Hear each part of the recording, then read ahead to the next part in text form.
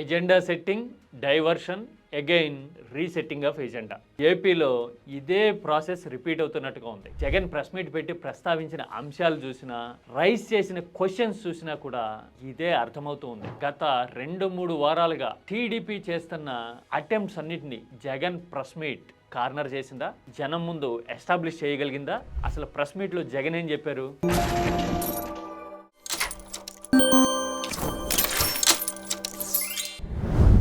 పెట్టుబడుల విషయంలో జరుగుతున్న ప్రచారం విషయంలో జగన్ చాలా టాక్టికల్గా స్పందించారు. గూగుల్ డేటా సెంటర్ వచ్చేసింది, అసలు వైసీపీ వైపు నుంచి, జగన్ వైపు నుంచి దాని మీద పాజిటివ్ రెస్పాన్స్ లేదు అని టీడీపీ ఆ పార్టీ మీడియా చేస్తుంటే ప్రచారం, అసలు అదానీ డేటా సెంటర్ని వైజాగ్కి తీసుకొచ్చింది తన హయాంలోనేనని. ఆ రోజుల్లో అప్పట్లోనే 300 మెగావాట్లు డేటా సెంటర్ పెడితే ఉద్యోగాలు తక్కువే వస్తాయి కాబట్టి అంతటితో మేము ఆగల. ఆ రోజు అదానికి మేము చేసుకున్న అండర్స్టాండింగ్ కాపీ చూస్తే 25,000 జాబులు కూడా ఇవ్వాలన్నాం.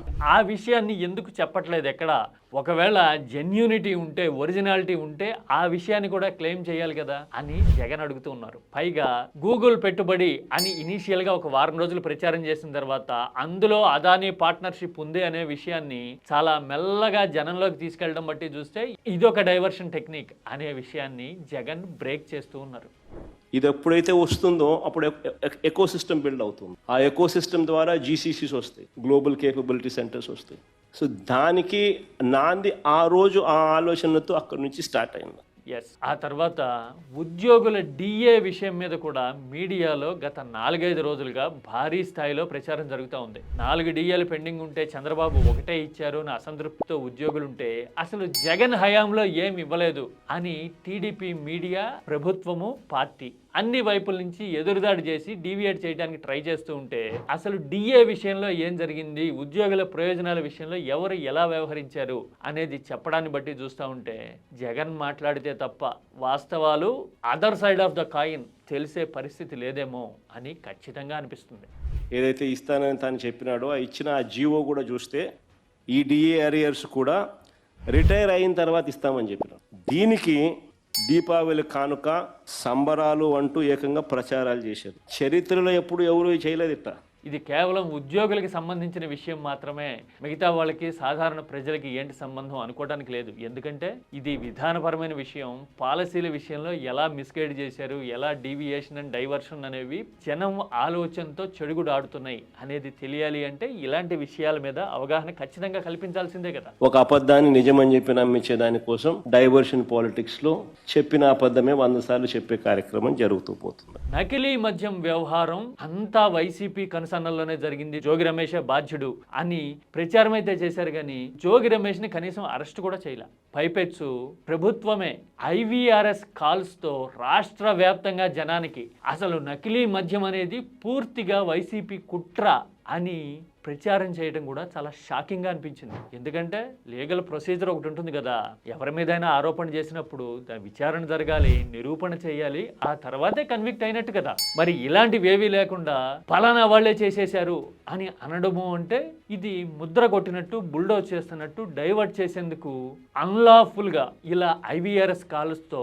బరి తెగించారా అని జనం నిర్ఘాంతపోవడం చూస్తూ ఉన్నాం. డైవర్షన్ పాలిటిక్స్ లో చెప్పిన అబద్ధమే 100 సార్లు చెప్పే కార్యక్రమం జరుగుతూ పోతుంది. అసలు నకిలీ మద్యం విషయంలో అసలు డీవియేషన్ ఎలా జరిగింది, జనం తెలుసుకోవాల్సిందేంటి, మరీ ముఖ్యంగా మందు తాగేవాళ్ళు జాగ్రత్త పడాల్సింది ఎక్కడ అని పిన్ పాయింటెడ్ గా 1 by 1 ఎస్టాబ్లిష్ చేయడం చూసాం. ఏం తాగుతున్నారో 3వ రౌండ్ 4వ రౌండ్కి వచ్చేసరికి 5వ రౌండ్లో ఏం పడుతుందో కూడా తెలియదు, తేడా కనపడదు అని నేను అనుకుంటున్నాను. ఎందుకంటే నేను తాగే అలవాటు లేదు కాబట్టి నేను అనుకుంటాను. చూశారుగా, తనకి మందు తాగే అలవాటు లేదు అంటూనే నకిలీ మద్యం సగటు మనిషితో ఎలా ఫుట్బాల్ ఆడేస్తుంది అనే విషయాన్ని జగన్ చెప్పిన విషయం ఇక్కడ ఎస్టాబ్లిష్ అవుతూ ఉంది. ఆ తర్వాత కామన్ సెన్స్ ఉన్న ఎవరికైనా కానీ టక్కున ఒక్కటే డౌట్ వస్తుంది, తాగే ముందు అసలు ఏది నకిలీ మద్యమో చెక్ చేసుకోండి అని QR కోడ్ పెట్టి ప్రభుత్వం పబ్లిసిటీ ఇస్తోంది అంటే ఏది అసలు ఏది నకిలీనో తెలుసుకోలేని పరిస్థితి ఉంది అని అఫీషియల్గా ఒప్పుకున్నట్టు కదా.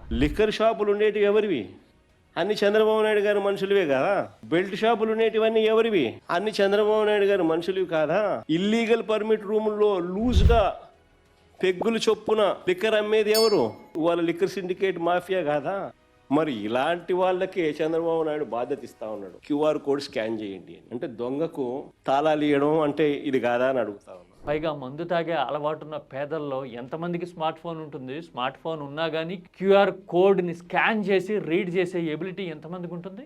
అంటే సేఫ్టీ అనేది, క్వాలిటీ అనేది గాలిలో దీపం అని ఈ QR కోడ్ ప్రచారంతో అర్థమైపోయింది కదా. ఇలాంటి కన్సర్న్స్ ఉండగా ఉల్టా ఎదుటి వాళ్ళ మీద బురద చల్లే ప్రయత్నాలు ఓ పక్కన జరుగుతూ ఉన్నాయి, ఇంకో పక్క నుంచి కులచిచ్చుని రెచ్చగొట్టేందుకు ట్రై చేస్తున్నారు. లాంటి ప్రచారాలు తెర మీదకి తీసుకురావడము, DSP వివాదం అంటూ మరో ప్రాపగాండా పుట్టించడం లాంటివన్నీ చూస్తుంటే మద్యం కుంభకోణాలని టాక్టికల్గా సైడ్ లైన్ చేయాలి అని ప్రభుత్వం ప్లాన్ చేసింది. కానీ ఇప్పుడు జగన్ అదే అంశాన్ని డీటెయిల్డ్గా ప్రస్తావించేసరికి ఇందులో ఇంకా చాలా స్టోరీ ఉంది, తెలియాల్సిన వాస్తవాలు ఉన్నాయి, కేవలం డైవర్షన్తో కప్పిపుచ్చే ప్రయత్నం చేస్తున్నారా అనే ఫీలింగ్ జనంలో వస్తూ ఉంది.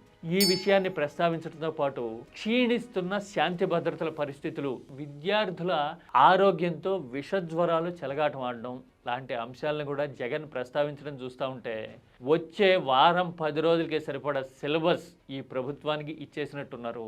విదేశీ పర్యటనలతో ఒప్పందాలు కుదిరిపోయాయి అని ప్రచారం చేసుకునే మూడ్లో ఉన్న ప్రభుత్వానికి స్థానిక అంశాలు, జనం గోడు ఇది అని చెప్తున్నట్టుగా, వాస్తవాలు వివరిస్తున్నట్టుగా ప్రెస్ మీట్ ఉందేమో అని ఖచ్చితంగా అనిపిస్తుంది. అంటే ఒక రకంగా ప్రధాన అంశాల నుంచి డీవియేట్ అవుతున్న ప్రతిసారి జగన్ ఎజెండా సెట్టింగ్ చేస్తూ ఉంటే డీవియేషన్ కోసం ప్రభుత్వం ప్రయాసపడుతోంది.